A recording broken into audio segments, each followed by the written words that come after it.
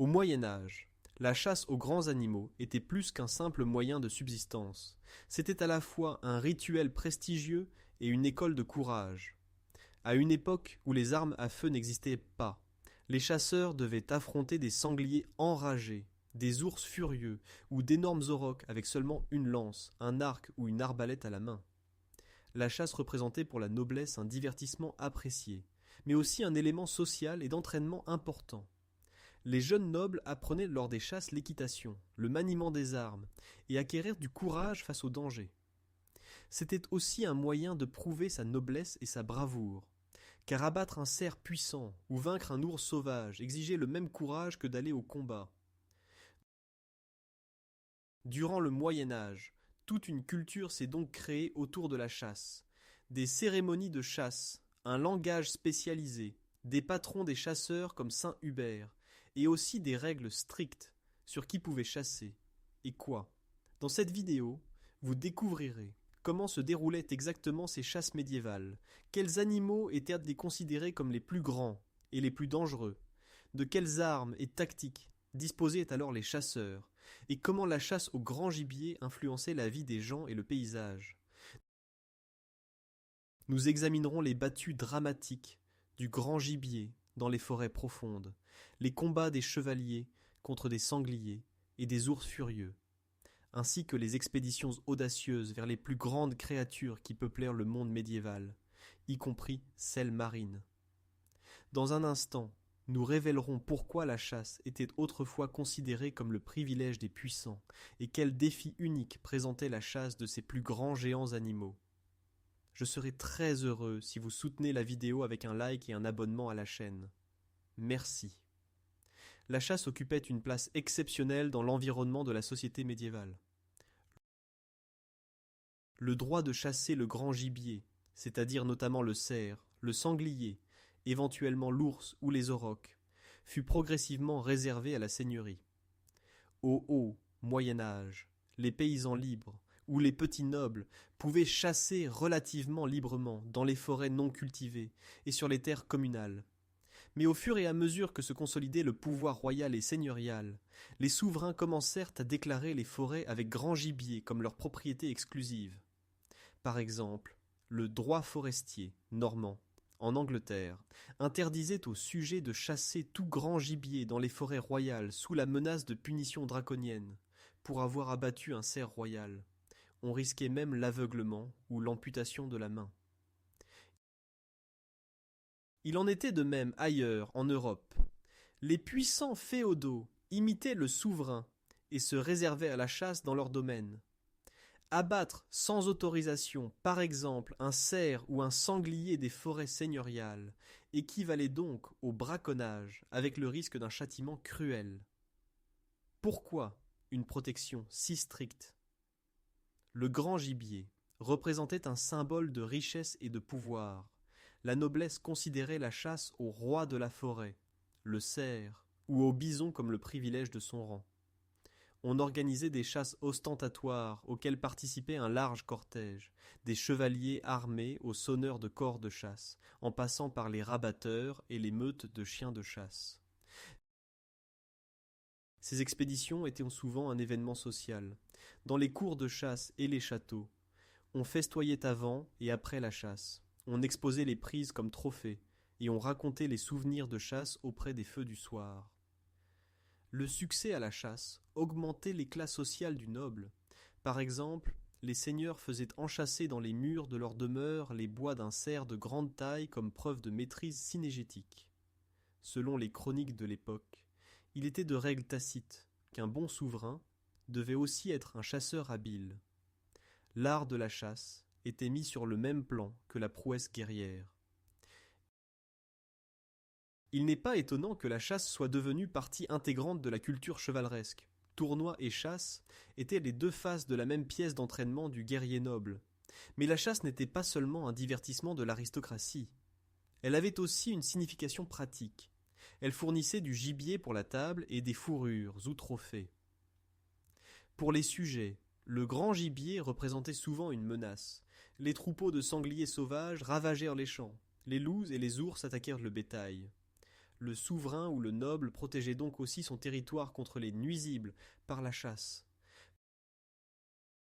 Par exemple, l'ours était dès le haut Moyen Âge considéré dans bien des endroits comme un nuisible et chassé librement, car il causait des dommages aux troupeaux. Dans les pays tchèques, l'ours fut dès le XVe siècle exclu de la protection, et celui qui le tuait n'était pas puni. En même temps, il était établi qu'un certain gibier, noble, cerf, daim, n'était chassé que pour le plaisir du seigneur, non pour la viande. Dans les pays d'Europe occidentale apparurent de somptueux enclos, des parcs clôturés pour l'élevage du grand gibier, où la noblesse entretenait des cerfs ou des daims pour une chasse plus commode. Il en résultait un paradoxe. Les grands mammifères étaient d'un côté strictement protégés pour la seigneurie, de l'autre intensivement chassés. Cela menait progressivement à la diminution de nombreuses espèces. Dès le Moyen Âge, par exemple, l'élan disparaît de nombreuses régions d'Europe, recul important d'Europe centrale vers l'Est, ou le bison dans les pays occidentaux. Globalement, cependant, la chasse était un phénomène culturel important. La participation aux chasses faisait partie de l'étiquette de la cour et les connaissances cynégétiques étaient appréciées. Il existait des manuels de chasse spécialisés, par exemple l'écrit anglais The Master of Game du XVe siècle ou le livre français Livre de chasse de Gaston Phébus du XIVe siècle. Ces écrits décrivaient en détail les manières de chasser les différents animaux et nous montrent à quel point la passion de la chasse était prise au sérieux. La passion pour la chasse pénétra aussi dans l'art. Des tapisseries avec des scènes de chasse ornèrent les salles. Le roi Henri VIII lui-même possédait 200 tapisseries de chasse, et les armoiries de nombreux nobles portaient des symboles d'animaux sauvages, cerfs, sangliers ou ours, comme signe de force. Dans un instant, nous examinerons de plus près quels moyens et ruses avaient à disposition les chasseurs médiévaux pour venir à bout de ces créatures majestueuses. Avant de nous lancer sur les traces d'animaux concrets, arrêtons-nous sur l'armement et les méthodes qu'utilisait le chasseur médiéval. Sans la technologie moderne d'aujourd'hui, les gens devaient te compter sur les armes blanches, une stratégie intelligente et l'aide d'auxiliaires animaux. L'arme de base était l'arc et la flèche, au cours du Moyen Âge de plus en plus souvent aussi l'arbalète. Les archers pouvaient, depuis un abri, essayer d'atteindre le gibier à distance. Par exemple, lors de rabattage de cerfs, les tireurs étaient souvent disposés sur des postes convenus à l'avance et attendaient que le gibier traqué soit rabattu. L'arbalète apparut vers le Xe siècle et gagna rapidement en popularité, car elle tirait des carreaux silencieusement et avec une force énorme.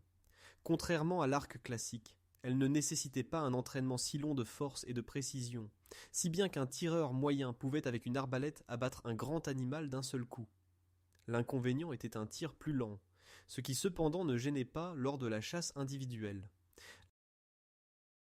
L'arbalète compléta donc l'arsenal de chasse, et se maintint même longtemps après l'introduction des armes à feu. Néanmoins, le tir sur des pièces vraiment grandes et résistantes, bison, ours, gros sanglier, n'était pas toujours fiable. Souvent, il ne faisait que blesser l'animal.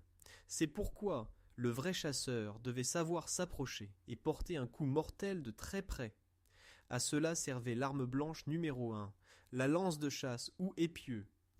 Imaginons-nous une lance d'environ 2 à 3 mètres de long avec un manche de bois robuste, terminé par une pointe d'acier. Pour la chasse, se développèrent des formes spéciales de pointe. Pour le grand gibier, cerf, une lame longue et étroite pour pénétrer profondément entre les côtes, tandis que pour le gibier noir, ainsi appelait-on les sangliers, ours, aurochs et bisons, on utilisait une pointe plus large, solidement nervurée, capable de porter un coup puissant. Un élément important de la lance de chasse était la barre transversale ou arrêt cruciforme sous la pointe, souvent en métal ou en bois de cerf. Cette croix de garde empêchait que la lance ne pénètre trop profondément dans le corps de l'animal, et surtout que l'animal chargeant ne blesse le chasseur en déplaçant son corps jusqu'à ses mains. Cela s'utilisait notamment lors de la chasse au sanglier. Si un sanglier furieux chargeait sur la lance dressée, la barre transversale arrêtait son corps avant qu'il ne s'approche dangereusement du chasseur. En pratique cependant, maintenir un sanglier lourd en course sur une lance exigeait une force énorme et une position ferme. Les chroniques avertissent qu'une telle manière de chasser était extrêmement risquée. C'est pourquoi aussi les chasseurs ne rôdaient en généralement pas seuls dans la forêt. Ils allaient à la chasse en groupe et avec un cortège de serviteurs. Le chasseur principal, seigneur ou chevalier, arrivait souvent à cheval avec une épée ou une lance, mais avait à portée de main un serviteur armé qui lui portait une arme de rechange, et naturellement une troupe de rabatteurs et de meneurs de chiens. Les chiens de chasse étaient un autre élément indispensable. Les nobles entretenaient de nombreuses meutes de chiens spécialisés, et l'élevage de races de chasse était au Moyen Âge une affaire prestigieuse. Les chiens s'entraînaient soit comme meneurs, meutes qui pistaient et traquaient le gibier sur de longs kilomètres, soit comme lévriers, coureurs rapides qui pouvaient rattraper la proie sur une courte distance et l'abattre. Pour la chasse au grand gibier, on utilisait par exemple des limiers et des meneurs, ancêtres des bloodhounds ou braques actuels, qui suivaient à l'odorat la piste du cerf. Quand ils avaient rattrapé le cerf et l'avaient acculé, entraient en action les dogs, chiens forts semblables aux dogs, qui se cramponnaient au gibier et le maintenaient sur place, jusqu'à ce qu'arrive le chasseur avec sa lance ou son épée. Pour la chasse aux sangliers sauvages et aux ours, se révélaient efficaces justement les chiens costauds de type dog ou mastif, car le gibier noir se jetait souvent contre les chasseurs. La meute devait l'encercler, disperser l'attaque et éventuellement même l'étrangler elle-même. Il n'est pas surprenant que les pertes de chiens fussent considérables lors de telles battues. Les chiens blessés et déchirés étaient comme un tribut payé pour le succès de la chasse. Néanmoins, il était rentable pour la noblesse d'investir dans les chiens. Une meute bien dressée pouvait faire la différence entre la prise et la tragédie. Outre les armes et les chiens, les chasseurs avaient à disposition aussi une série de ruses et d'accessoires. On utilisait des filets, par exemple pour la chasse à l'ours. Les auteurs antiques les mentionnent déjà, et les sources médiévales conseillent de tendre dans la forêt de solides filets entre les arbres, dans lesquels le fauve en fuite se prend. Une autre méthode était les fosses. On creusait dans le sol une fosse profonde, on la camouflait avec des branchages et l'animal attiré par l'appât tombait dedans, d'où il ne pouvait plus s'échapper. Ainsi, attrapait-on parfois de gros ours ou loups près des villages. L'avantage était que le seigneur pouvait alors facilement abattre la créature prise d'une flèche ou l'achever d'une lance d'en haut, sans risque de combat direct. Cependant, pour l'honneur chevaleresque, rien n'était pire qu'une chasse déshonorante à la fosse. On appréciait surtout le gibier abattu en combat ouvert ou après une longue traque. Populaires étaient aussi les rabattages et traques. Un groupe de rabatteurs avec des cris sonores et des coups sur des instruments métalliques effrayait le gibier dans la forêt et le poussait dans la direction voulue. Par exemple vers des endroits où guettèrent les tireurs ou où était préparé un piège. Lors d'une chasse organisée ne manquaient pas les corps de chasse. On y sonnait les signaux pour le début de la traque, pour diverses situations, par excuse que le gibier avait changé de direction, qu'il avait été touché, qu'il s'était arrêté, et pour la fin solennelle de la chasse. Tout chasseur expérimenté connaissait des champs entiers de signaux de chasse. Quand on venait au choc direct, pouvait également entrer en jeu l'épée ou le poignard. Le chevalier portait à la ceinture un coutelas de chasse, épée courte ou long couteau, avec lequel on donnait le coup-dit de grâce ou dernier coup, généralement dans la région du cœur de l'animal abattu. C'était comme un point final à la chasse. Le grand gibier, comme le cerf, était après la traque étranglé par les chiens ou immobilisé par la lance, et le seigneur le terminait. Alors avec ce coutelas, ce qui était considéré comme une tâche honorable. On observait aussi des rituels. Le chasseur, par exemple, témoignait du respect à l'animal abattu. Il lui donnait la dernière bouchée. En plaçant une brindille dans la gueule de l'animal, il offrait symboliquement le dernier morceau. Et s'aspergeait le visage de son sang comme baptême du chasseur accompli. Ces traditions survivent, dans l'éthique synégétique, jusqu'à aujourd'hui. Nous voyons donc que la chasse médiévale aux grands animaux était une entreprise collective et réfléchie. Il ne suffisait pas d'avoir seulement du courage. Le succès dépendait d'une bonne coopération entre les hommes et les chiens, de la maîtrise des armes et du terrain, et souvent aussi d'une bonne dose de patience. Dans un instant, nous montrerons concrètement à quoi ressemblait une telle expédition de chasse en pratique pour les différentes espèces de gibier. Nous commencerons par le plus typique, la chasse au roi des forêts européennes, le majestueux cerf. La forêt s'est tue, seul au loin résonne l'écho du corps, la chasse vient de commencer. La chasse médiévale au cerf comptait parmi les types de chasse les plus appréciés et les plus cérémoniels. Le cerf européen, surtout le vieux mâle dominant avec des bois déployés, dit 12e ou 16e selon le nombre d'andouillés, était considéré comme le gibier le plus noble. Il méritait donc une chasse royale, appropriée. La manière typique de chasser les cerfs était la traque, chasse organisée, avec l'aide de chiens et de cavaliers, plus tard connue aussi sous le nom français de chasse à courre, du français par force de chien, par la force des chiens.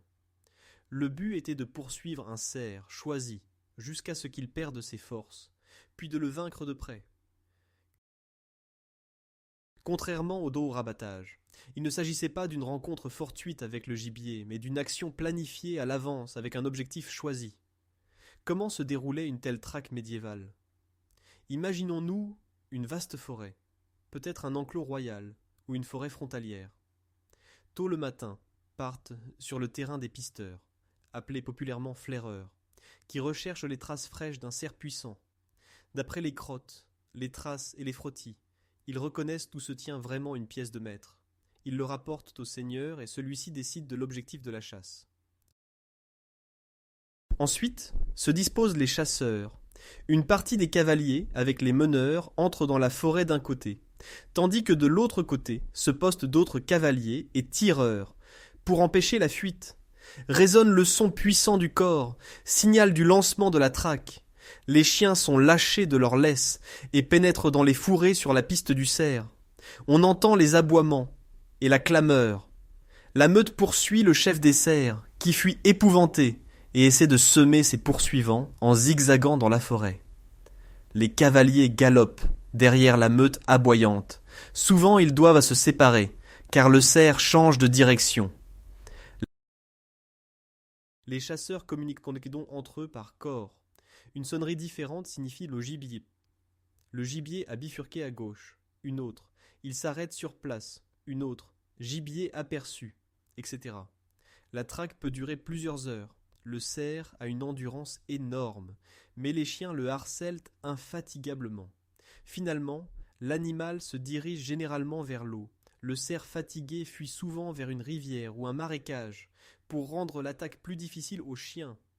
Quand il ne peut plus aller plus loin, il s'arrête dos à un rocher ou un arbre et essaie de se défendre avec ses bois. On dit alors qu'il est aux abois. Alors vient le moment décisif. Les chasseurs encerclent l'animal épuisé. Les chiens attaquent de front, détournent l'attention du cerf qui donne des coups de bois, et de côté ou de derrière s'approche le chasseur, souvent avec une lance ou une épée tendue. Un seul coup précis dans le flanc ou dans le cou, et le cerf majestueux s'effondre au sol. Résonne le signal de victoire sonné, l'halali, annonçant la fin réussie de la chasse. Les chasseurs mettent notre pied à terre et suit la cérémonie. Présentation de la prise, insertion du dernier morceau d'herbe ou de brindille, dernière bouchée, entre les dents du cerf et félicitations au chasseur à qui revient le trophée. Parfois on faisait au novice ou au chasseur principal un baptême symbolique avec le sang du front du cerf. Dans certaines régions, le chasseur avait le droit de prendre un morceau de viande, par exemple la cuisse du cerf, comme récompense d'honneur. Le reste appartenait au maître de la chasse. Les sources historiques indiquent que dans les cours des souverains, les chasses aux cerfs étaient à l'ordre du jour en saison. Le gibier partait ensuite vers les festins. Le danger lors de la traque au cerf n'était pas négligeable.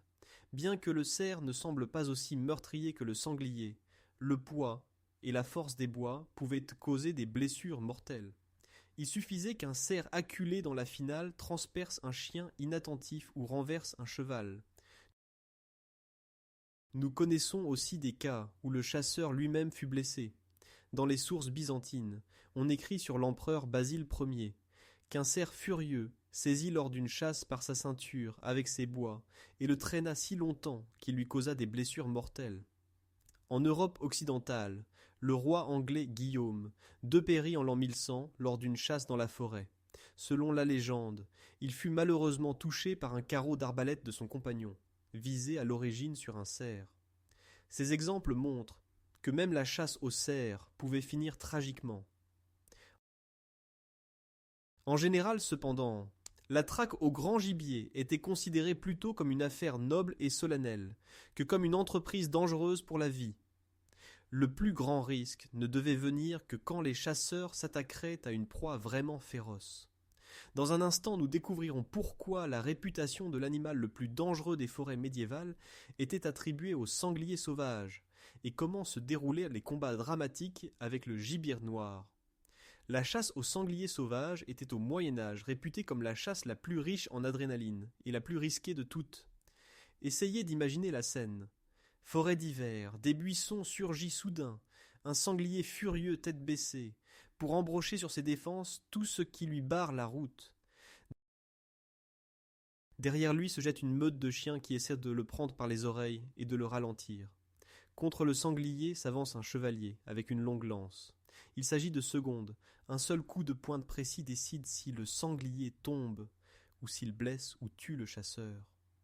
Il n'est pas étonnant que le légendaire chasseur Gaston Phébus, le conte mentionné du XIVe siècle, ait appelé le sanglier l'animal le plus dangereux au monde, même plus dangereux que le lion ou le léopard. Le sanglier européen n'atteint certes pas la taille de l'ours, mais sa furie, son centre de gravité bas et ses défenses acérées et recourbées en faisaient un adversaire mortel. Beaucoup d'auteurs médiévaux décrivent qu'un sanglier blessé attaque sans égard pour sa propre vie et peut éventrer un cheval ou broyer une meute de chiens. La chasse au sanglier se déroulait souvent dans les périodes froides de l'année, parfois même lors de nuits d'hiver à la pleine lune, quand les sangliers sortaient dans les champs pour chercher de la nourriture. Les chasseurs audacieux guettaient parfois près des chaumes retournés et essayaient de surprendre le sanglier d'un coup d'arbalète ou d'épieu. La forme la plus habituelle était cependant encore la chasse organisée avec des rabatteurs. Les chiens meneurs pistaient un groupe de sangliers, choisissaient la plus grosse pièce, généralement un vieux mâle qui se tenait souvent à l'écart, et l'isolaient alors du troupeau. Le sanglier, dès qu'il comprenait qu'il n'avait pas d'issue, se retournait face aux poursuivants. C'est le moment le plus critique. Le chasseur expérimenté savait qu'un sanglier acculé passe presque toujours à la contre-attaque. Les chasseurs formèrent donc un demi-cercle et harcelèrent l'animal pour qu'il attaque là où eux le voulaient. Quand le sanglier s'élançait contre l'un d'eux, les autres pouvaient frapper de côté. On utilisait la lance spéciale à sanglier avec cette barre transversale mentionnée. Cela permettait d'affronter l'attaque frontale. Certaines sources indiquent que lors de la chasse dite fermée, quand le sanglier était encerclé, se pratiquait une manière dangereuse. Le chasseur s'avançait, appuyait l'extrémité de la hampe de la lance contre le sol ou contre son pied posé, et dirigeait la pointe exactement dans la trajectoire du sanglier. Dans le cas idéal, l'animal chargeait de toute sa force sur la lance et se transperçait lui-même. Mais il suffisait d'une petite déviation et la situation pouvait tourner mal. Un sanglier de 100 kg était capable par inertie de renverser même un homme robuste. C'est pourquoi on choisissait parfois à la place de la lance une épée à deux mains ou un fléau, pour pouvoir diriger le coup au moment critique. Les mentions parlent aussi de l'utilisation de longues épées de chasse, appelées épées à sanglier, avec lesquelles on pouvait taillader et percer d'une plus grande distance qu'avec un poignard. Malgré toutes les précautions, il y avait de fréquentes blessures et accidents mortels. Le sanglier savait tuer plusieurs chiens et blesser des chevaux avant de tomber. Beaucoup de seigneurs médiévaux portaient des cicatrices de défense de sanglier comme marque d'honneur. La bravoure du chasseur témoignait les histoires qu'on racontait ensuite. Par exemple, les légendes tchèques mentionnent le costaud Bivoj, qui pouvait, paraît-il, dompter un sanglier furieux à main nue, et même l'apporter dans ses bras au prince au château, bien que ce soit un récit fabuleux. Cela témoigne que dompter un sanglier équivalait à un exploit surhumain. D'après les archives historiques, nous savons que rois et nobles aimaient partir eux-mêmes à la chasse aux sangliers, justement pour cette dose d'adrénaline. Par exemple, les chroniques du XIVe siècle racontent comment le roi tchèque Charles IV attaqua une fois à la chasse frontalement un sanglier, et le transperça de part en part de sa lance, telle était sa force, et il récolta pour cela l'admiration de son escorte. C'était naturellement une démonstration exceptionnelle d'habileté. Généralement, les chasseurs comptaient sur le travail d'équipe. S'ils réussissaient à encercler le sanglier avec l'aide des chiens et des lanciers, il était alors achevé de côté d'un coup au coffre, dans la région du cœur, ou de derrière dans la colonne vertébrale. Parfois aussi on attendait que le sanglier furieux se fatigue par des attaques incessantes contre les chiens, et alors seulement venait le seigneur avec son coutelas achever l'œuvre. À un niveau de danger similaire se trouvait déjà seulement la chasse à l'ours, qui se range aussi parmi le gibier noir au sens large. L'ours brun était au Moyen Âge le plus grand fauve européen, et dans les yeux des gens avait une position particulière. Il inspirait le respect comme maître de la forêt, mais en même temps était poursuivi, surtout quand il causait des dégâts. La chasse à l'ours était l'épreuve suprême de courage et de force. L'ours ne se laissait pas si facilement traquer comme le sanglier. Il sait courir étonnamment vite et manœuvrer adroitement dans la forêt dense. De plus, l'attaque d'un ours blessé faisait partie des représentations les plus terrifiantes des chasseurs. On rapportait que si le chasseur ne réussissait pas du premier coup, l'ours l'étreignait de ses pattes puissantes et le broyait littéralement, l'étreinte dite de l'ours.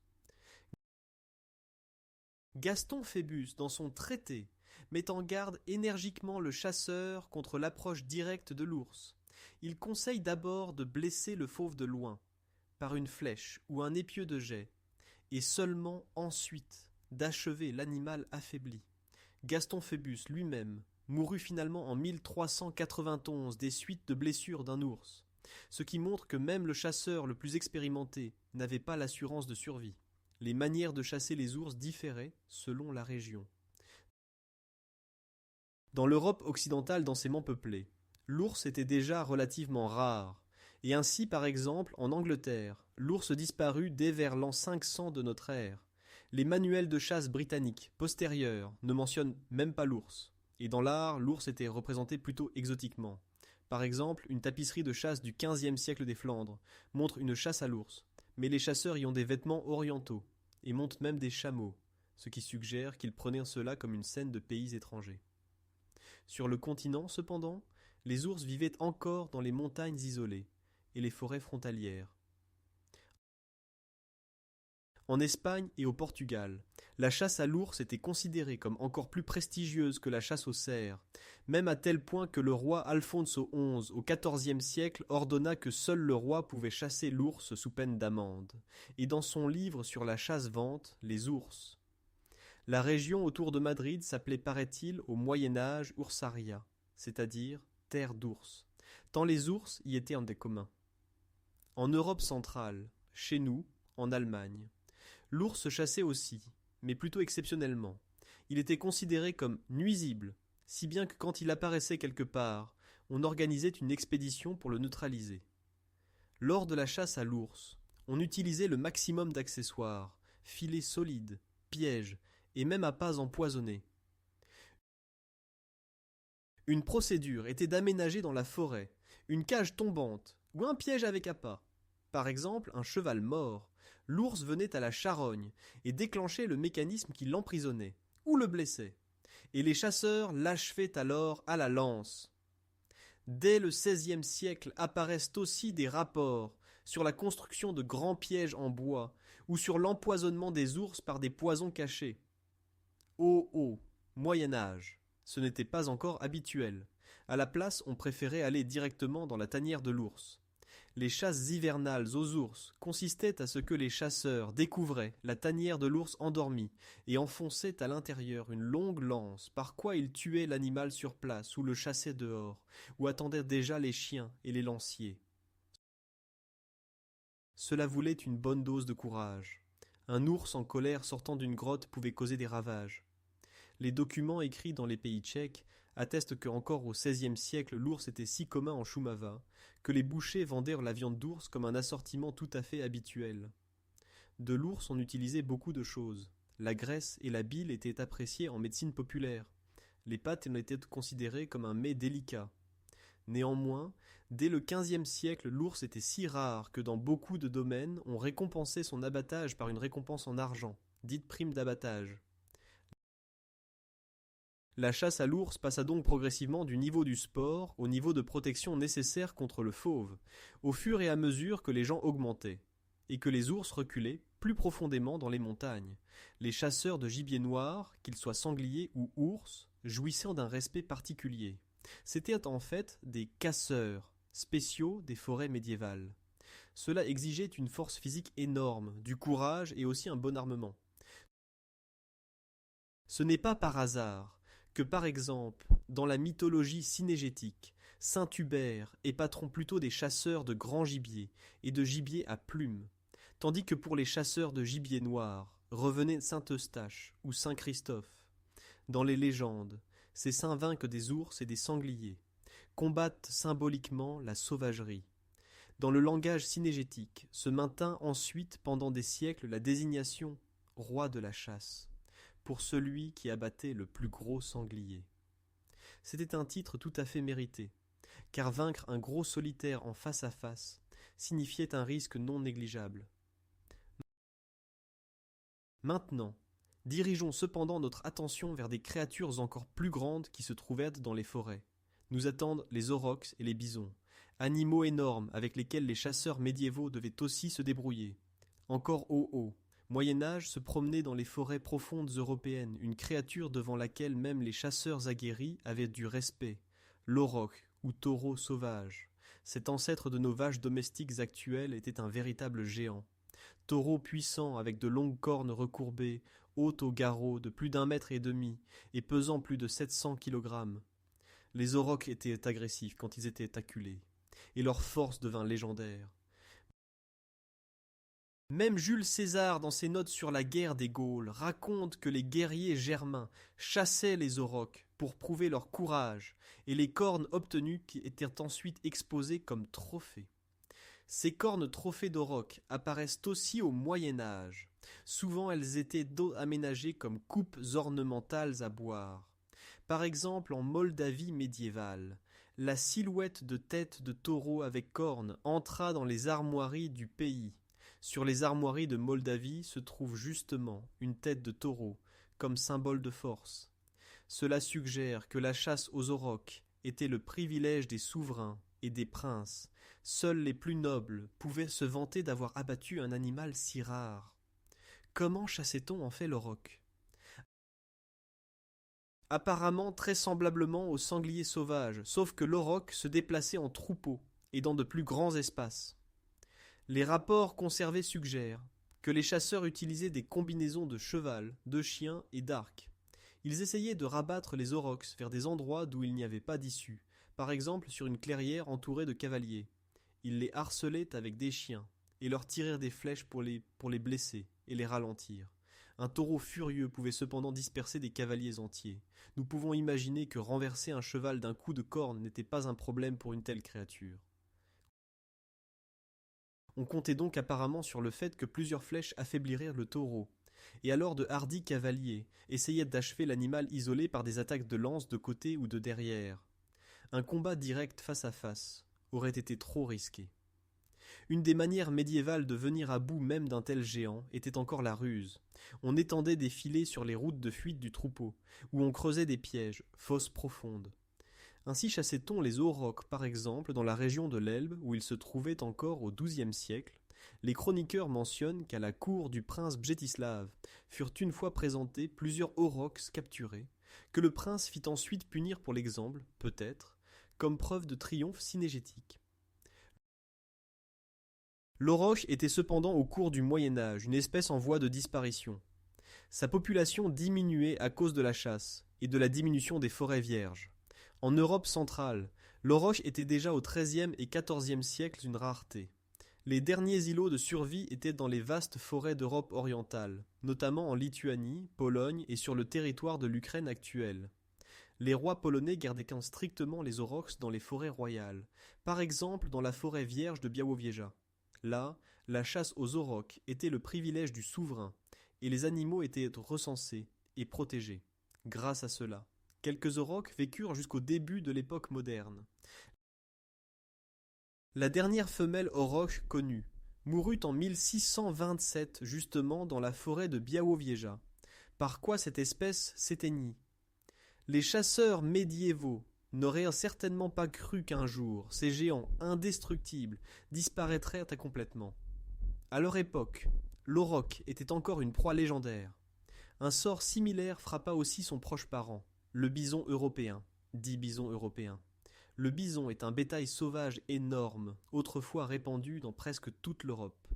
Au Moyen Âge, cependant, les bisons reculèrent progressivement dans les forêts profondes. En Angleterre, ils furent exterminés dès le XIIe siècle. En Europe occidentale jusqu'au XVe siècle, ils disparurent aussi, presque complètement. L'Europe centrale et orientale devint le dernier refuge des bisons. Forêts vierges de Pologne, Lituanie, Carpates. Comme l'auroch, les bisons étaient considérés comme gibier royal. Le roi polonais et le grand-duc lituanien édictaient des ordonnances sur la protection des bisons, et leur chasse était réservée à eux seuls. Les bisons étaient même partiellement domestiqués. Nous connaissons des mentions de nourrissage des bisons par des gardes forestiers, personnel de garde forestière, pour qu'ils restent près des cours. Si une chasse était alors organisée, elle se déroulait semblablement aux aurochs, traques avec une suite nombreuse. Le bison est un peu moins agressif que l'auroch, mais en cas de danger attaque aussi. Les techniques de chasse étaient donc semblables. Encercler le troupeau, choisir un grand mâle et essayer de le traquer ou de l'emprisonner dans un filet. Une représentation conservée du XVe siècle montre des chevaliers à cheval perçant de lances un bison puissant entouré de chiens. Le bison devint ainsi progressivement un trophée rare. Qui pouvait se vanter d'un crâne ou d'une peau de bison était roi parmi les chasseurs. C'est aussi pourquoi ils exterminèrent pratiquement les bisons dans la nature. Le dernier bison sauvage fut abattu en 1927 à Białowieża. Heureusement, l'époque moderne a déjà réussi à multiplier de nouveau les bisons en captivité et à les réintroduire dans les forêts. Mais nous anticipons. Au Moyen Âge, les cornes de taureaux et de bisons étaient très appréciées. On les ornait d'or et elles servaient comme coupe lors des festins. Le poil des taureaux se tressait dans les ceintures, et les gens superstitieux croyaient qu'une ceinture de crinière d'auroch apporterait à la femme la fécondité, et à l'homme la force du taureau. Ces représentations magiques ne font que souligner combien ces créatures étaient importantes pour l'homme médiéval. La chasse à de tels géants de la forêt était pour le chasseur un événement de sa vie, non seulement à cause de la viande et des fourrures, mais surtout à cause de la gloire et de la légende qui accompagnaient l'abattage d'un géant de la forêt. Maintenant, cependant, notre histoire des chasses nous mène à la frontière même du monde connu d'alors, sur la large mer. Jusqu'à présent, nous avons parlé de forêts et de terre ferme, mais même au Moyen Âge vivaient des gens qui osèrent chasser les plus grandes créatures de la terre. Dans un instant donc, nous partirons ensemble sur les vagues marines vers les baleines. Quittons maintenant les sombres forêts et imaginons-nous le large océan. Sur les eaux froides du nord apparaît quelque part à l'horizon un puissant geyser d'embrun. Une baleine a fait surface pour respirer, et autour d'elle, de petites barques en bois, avec une poignée de marins barbus, qui rament de toute leur force pour s'approcher. Les chasses médiévales aux baleines appartiennent au chapitre moins connu, mais elles ont vraiment eu lieu. Les Européens, notamment sur les côtes de l'Atlantique, commencèrent à chasser délibérément les baleines dès les XIIe et XIIIe siècles. Les pionniers furent les Basques du nord de l'Espagne et de France. Ceux-ci devinrent célèbres comme les premiers baleiniers organisés d'Europe. les chasseurs basques sortaient en mer dans de robustes embarcations à rames, armées de harpons à main et de cordes. Leur cible principale était la baleine noire, vraie, aujourd'hui connue comme baleine du Groenland ou baleine australe, alors abondante dans le golfe de Gascogne et tout l'Atlantique Nord. Ces baleines atteignaient des dimensions respectables, jusqu'à environ 15 mètres, et surtout, après mise à mort, leur corps restait à la surface, ce qui facilitait grandement le travail, il ne fallait pas les chercher au fond. Elles étaient aussi relativement lentes, et de caractère doux, si bien qu'on pouvait plus facilement les approcher. Les chroniqueurs médiévaux et les écrits mentionnent la chasse à la baleine étonnamment souvent. Par exemple, l'écrit islandais ancien du XIIIe siècle, Konungs Skuggsja, miroir royal, décrit les espèces de baleines et met en garde contre celles dangereuses. Il y a aussi des baleines sauvages et impitoyables qui essaient à chaque instant de détruire bateaux et gens, écrit l'auteur et conseille de les éviter. Au contraire d'autres baleines plus calmes, peuvent, paraît-il, être menées par centaines vers les hauts fonds, où elles se tuent facilement et fournissent aux gens beaucoup de nourriture. Ce passage intéressant correspond à peu près à la façon dont la chasse se faisait pratiquement. Quand les baleiniers apercevaient un groupe de baleines près des côtes, ils essayaient de les diriger vers une baie ou des hauts fonds, souvent par des cris, du bruit des bateaux, ou en lançant des harpons de manière à ce que les animaux, affolés, se déplacent dans la direction voulue. Ainsi, avaient peut-être lieu des chasses de groupe semblables aux traditionnelles grindadrap d'aujourd'hui. Rabattage de petits cétacés vers le rivage, aux îles Féroé, sauf qu'au Moyen Âge, il pouvait s'agir de cétacés beaucoup plus grands. Dès qu'une baleine était touchée par un harpon, commençait un combat d'endurance. L'animal blessé se plongeait généralement et tirait avec lui la barque au moyen de la corde attachée au harpon. Pour les harponneurs et les rameurs s'ouvrait un temps critique. Ils devaient tenir jusqu'à ce que le géant se fatigue. Au bout d'un moment, la baleine faisait surface pour respirer, et alors les bateaux s'approchèrent de nouveau, et portaient d'autres coups de harpon ou de lance. Il était important de toucher les endroits sensibles, environ de l'évent, poumons ou cœur. Quand après beaucoup de péripéties la baleine était enfin immobilisée, commençait la deuxième phase, traîner la prise vers le rivage. C'était un casse-tête logistique. Même les espèces relativement plus petites pesaient des dizaines de tonnes. On utilisait la marée. La baleine morte, qui heureusement flottait, était attachée derrière les barques, et à la vague de marée montante, on essayait de la tirer le plus près possible de la terre ferme, éventuellement dans le port. Là intervenaient d'autres gens, qui avec des filets et des cordes aidaient à tirer le colosse sur la plage. Pourquoi subir tout cela ? Les baleines étaient d'extrêmement précieuses. Leur viande et leur graisse représentaient une énorme quantité de nourriture et de matières premières. Au Moyen Âge de plus, il était établi que l'Église considérait les baleines comme des poissons, donc nourriture de carême. Par conséquent, il était permis de manger leur viande en période de jeûne, quand tous les autres aliments carnés étaient interdits. Cela donnait un sens économique à la chasse à la baleine.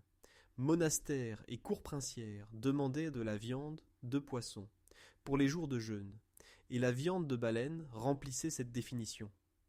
En outre, la graisse de baleine, huile de baleine, se faisait fondre en huile, qui était cruciale pour l'éclairage, lampes, et aussi pour la fabrication de savons ou d'onguents médicinaux. Des fanons, plaques cornées dans la gueule des baleines, ont fabriqué divers objets, plus tard par exemple des corsets, mais au Moyen-Âge plutôt des éventails, ornements ou parties flexibles d'armure. Chaque baleine prise apportait donc la richesse. Les baleiniers médiévaux se concentraient principalement sur les espèces qui se tenaient près des côtes. Outre la baleine noire mentionnée, c'était par exemple la baleine grise, alors migrant communément par l'Europe. Aujourd'hui, elle ne vit pas dans l'océan Atlantique. Les découvertes archéologiques d'os de baleines sur les côtes d'Europe montrent une part importante d'os, justement de ces espèces, ce qui suggère que les gens les chassaient délibérément, bien que les archives écrites mentionnent à peine les baleines grises. Il semble donc que la chasse médiévale ait contribué significativement à la diminution de certaines espèces de baleines dans les eaux européennes. Les populations de baleines noires nord-atlantiques et de baleines grises ne se sont pas rétablies depuis le Moyen Âge. Jusqu'au XIXe siècle, elles furent pratiquement exterminées dans ces régions. La chasse elle-même en mer était naturellement extrêmement dangereuse. Petits bateaux contre cétacés furieux. Il suffisait d'un coup de nageoire caudale et l'embarcation avec son équipage volait dans les airs. Les vieilles chroniques racontent aussi des mythes sur le kraken et les monstres marins qui font couler les bateaux. Peut-être justement les expériences terrifiantes de chasse à la baleine infructueuse étaient-elles à l'origine de ces légendes. Néanmoins se trouvaient des audacieux qui partaient en mer encore et encore. Les Basques furent si performants que leur réputation se répandit. Au Moyen Âge, le sel basque et la viande de baleine conservée étaient des marchandises demandées. On dit même que les Basques transmirent leur technique plus loin. Ils apprirent aux Français et aux Britanniques à chasser la baleine. Dès le XIVe siècle existait une communauté de baleiniers sur les côtes de Normandie, et jusqu'au XVe siècle, la chasse se déplaça jusqu'en Islande. Là reprirent ensuite à l'époque moderne d'autres chasseurs. Il est fascinant de réaliser que tandis que les chevaliers organisaient des chasses aux géants dans les forêts, un autre groupe de gens à la même époque affrontait les géants de l'océan. Et on pourrait dire que l'homme médiéval soumit la nature dans les deux extrêmes, sur terre et sur mer. La chasse à la baleine clôt symboliquement notre survol des plus grands animaux chassés au Moyen Âge. C'était l'avant-garde du pillage ultérieur des richesses naturelles en grand. Quel héritage en tirons-nous jusqu'à aujourd'hui ? C'est justement de cela que parlera la conclusion finale. Comme nous l'avons vu, les gens médiévaux réussirent à chasser presque chaque animal qu'ils rencontraient, des plus grands mammifères terrestres aux géants des océans. L'héritage de ces chasses médiévales est double. D'un côté, nous admirons le courage, l'habileté et l'organisation avec lesquelles nos ancêtres chassaient le gibier dangereux face à face. De l'autre côté, justement cette chasse passionnée contribua au changement marqué de la nature européenne. Beaucoup d'animaux, communs au Moyen Âge. Aujourd'hui, nous ne les rencontrons dans les forêts soit pas du tout, soit seulement rarement. L'auroch s'éteignit, il y a presque 400 ans.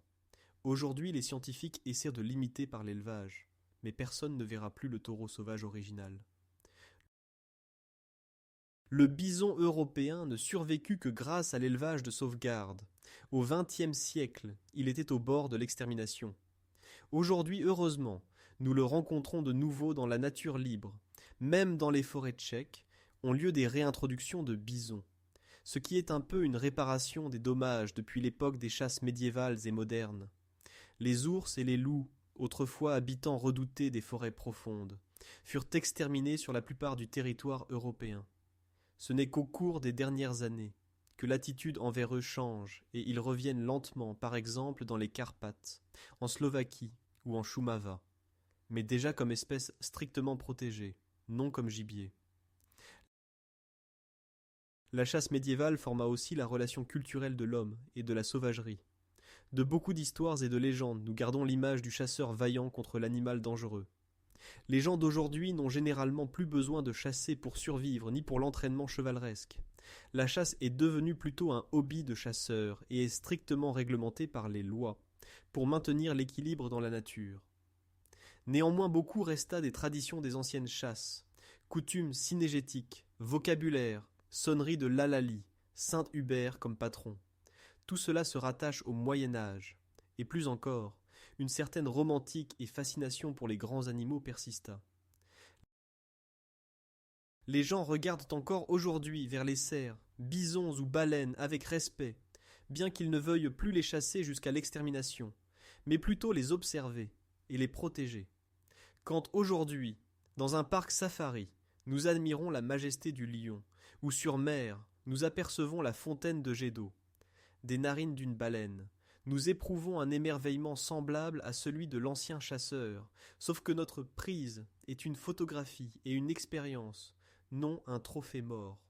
Le Moyen Âge nous rappelle ainsi combien est fragile l'équilibre entre l'homme et la nature.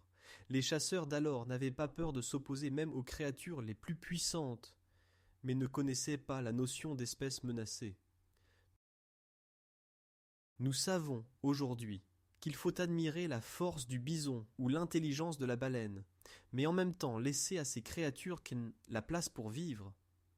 L'histoire de la chasse aux plus grands animaux est l'histoire du courage et de l'habileté, en même temps cependant un avertissement contre les interventions excessives dans la nature. Je vous remercie de votre attention, de vous être plongé avec moi dans le monde des chasses médiévales. J'espère que ce voyage vers les plus grands animaux du passé vous a intéressé et enrichi. Si la vidéo vous a plu, n'oubliez pas de lui donner un like et de la partager avec vos amis. Bonne chasse, et à bientôt pour une autre aventure de l'histoire.